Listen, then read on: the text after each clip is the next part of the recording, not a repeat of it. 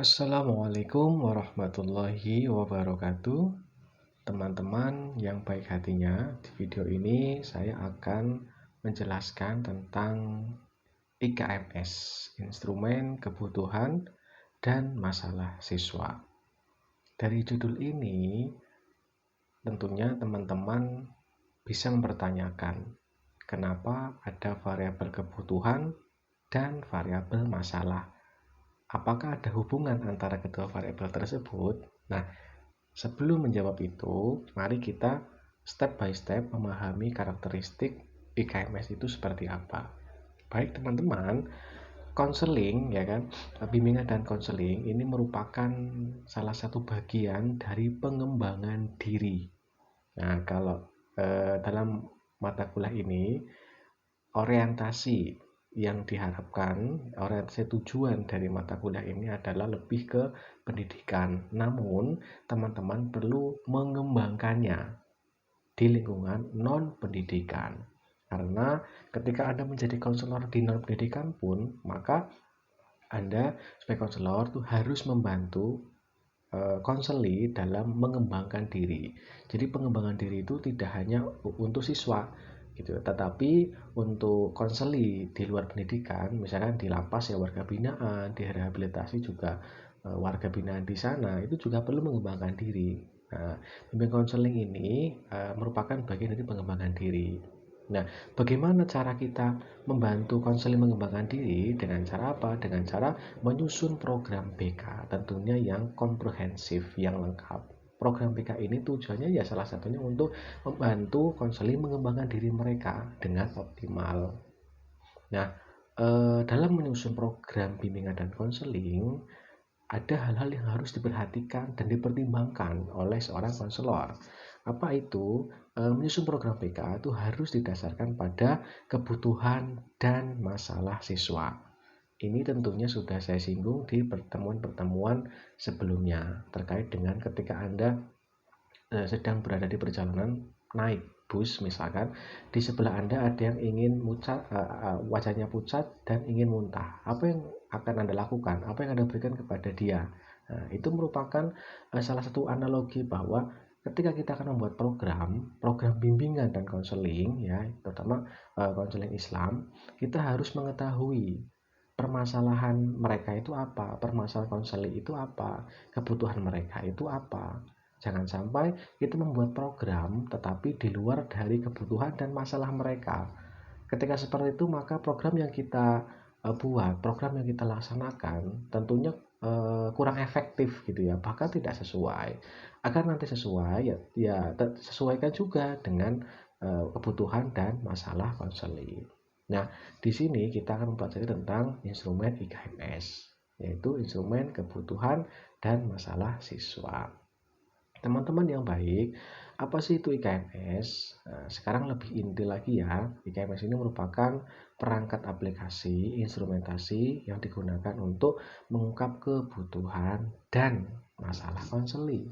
Tentunya IKMS ini berbeda dari instrumen-instrumen sebelumnya.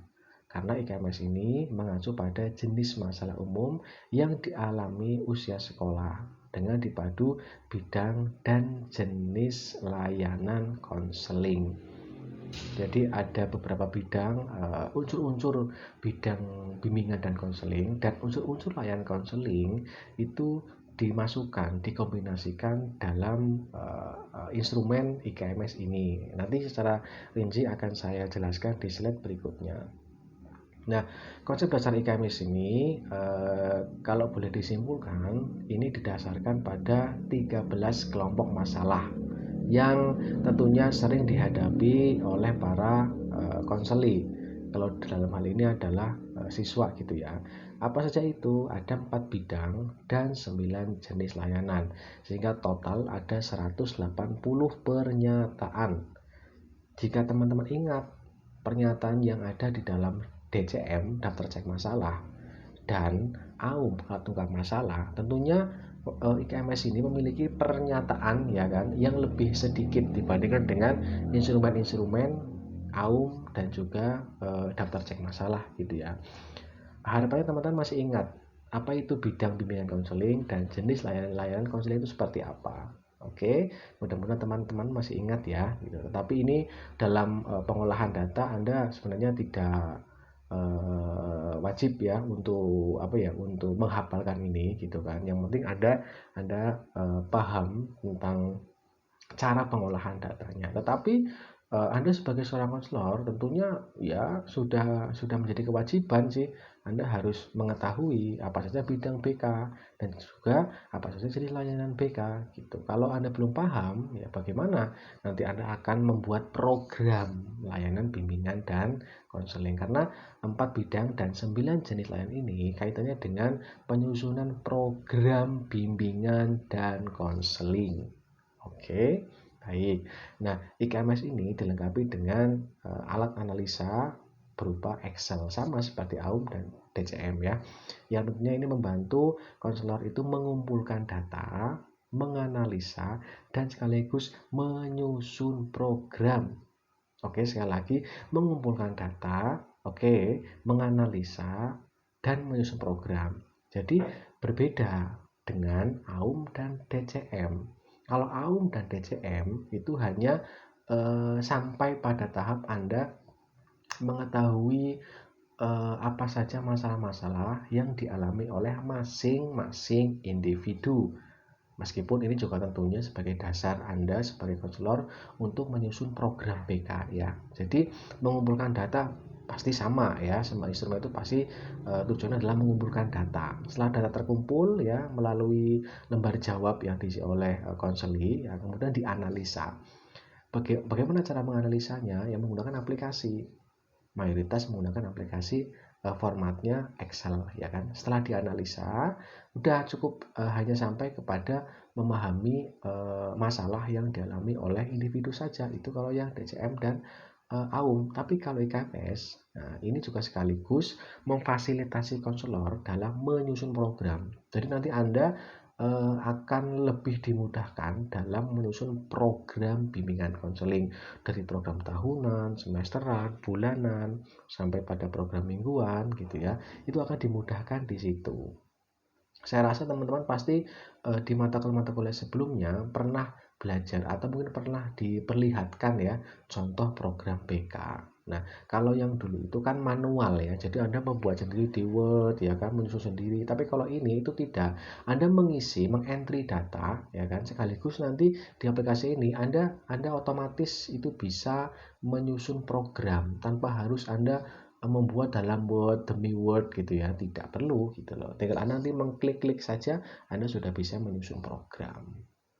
Oke teman-teman, jadi sama seperti halnya AUM dan IKMS ya, AUM dan DCM. Jadi ada instrumennya, lembar jawabannya, kemudian aplikasinya ya kan. Nah untuk IKMS ini Anda difasilitasi dalam menyusun program tahunan, semesteran, bulanan, bahkan sampai mingguan ya, tentunya dengan memanfaatkan teknologi komputer, yaitu aplikasinya berupa Excel.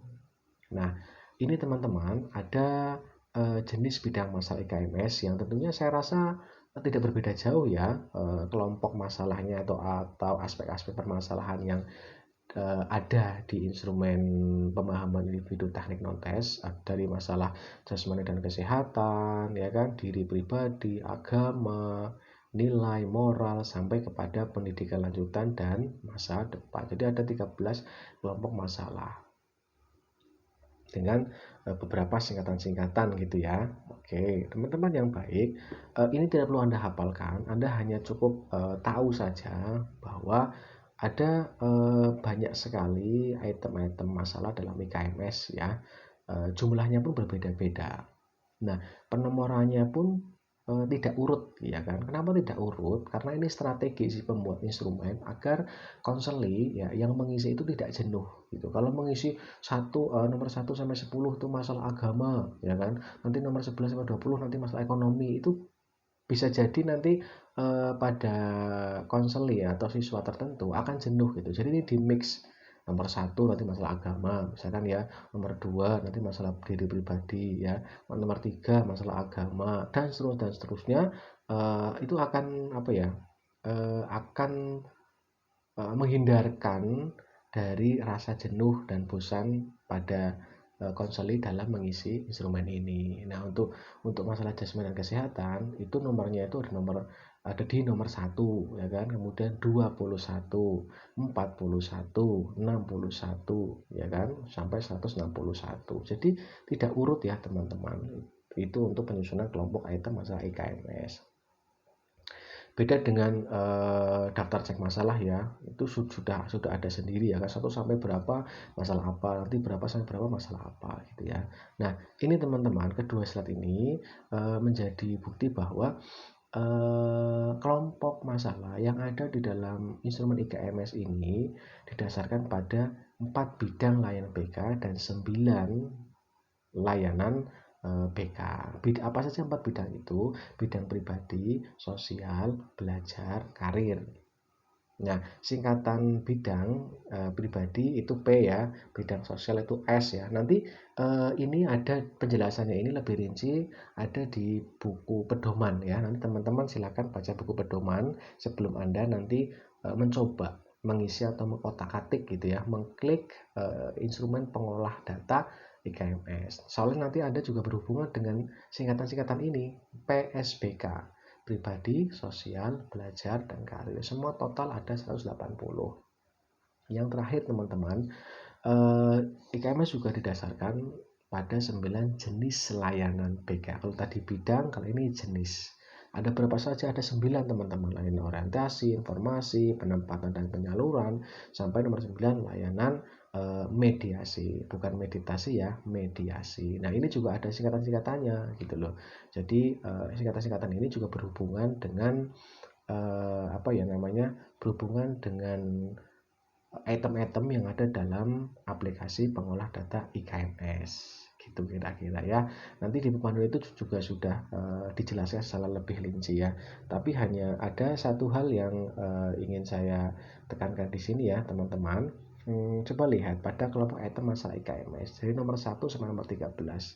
Item mana saja, item apa yang kelompok masalahnya jumlah itemnya paling besar. Oke, nomor 11, pendidikan dan pelajaran. Kenapa? Karena karakteristik instrumen ini diterapkan pada siswa. Sehingga kalau siswa itu kan didasarkan pada masalah-masalah pendidikan dan pelajaran gitu. Karir dan pekerjaan juga iya. Bukan berarti kemudian yang paling penting masalah pendidikan ya dan karir, bukan ya, tetapi ini hanya menyesuaikan dengan karakteristik konseli. Sehingga ini menjadi gambaran ya, menjadi salah satu pertimbangan ketika kelak teman-teman akan mengembangkan instrumen model seperti ini ya, untuk setting atau latar atau lingkungan non pendidikan, misalkan di lembaga rehabilitasi gitu ya, atau di lapas, di misalkan di panti asuhan dan sebagainya, atau di perusahaan misalkan ini Anda jadi konselor di industri, misalkan Anda didasarkan pada karakteristik konseli Anda. Kalau mungkin di luar pendidikan ya kan, misalkan Anda menjadi konselor di rehabilitasi ya kan, mungkin nanti masalah yang paling banyak itu bukan masalah pendidikan dan pelajaran, tapi bisa jadi masalah karir dan pekerjaan. Itu yang paling banyak. Kenapa? Karena mereka itu fokusnya ya karir. Jadi setelah mereka direhabilitasi ya bagaimana caranya agar mereka itu bisa bekerja, ya kan. Kemudian juga bisa jadi masalah ekonomi dan keuangan. Karena apa? Dia itu untuk bisa mencari uang gitu, dan seterusnya. Jadi karena karakteristik ini hanya untuk siswa di pendidikan ya, dalam dunia pendidikan, maka masalah pendidikan dan masalah pendidikan dan pelajaran itu lebih banyak begitu. Kira-kira ini hanya sekedar gambaran saja ya, pertimbangan ketika ke depan Anda akan mengembangkan instrumen ini. Baik, kira-kira itu saja dari saya. Mudah-mudahan bisa dipahami dan bermanfaat. Selamat belajar. Terima kasih. Sekian. Assalamualaikum warahmatullahi wabarakatuh.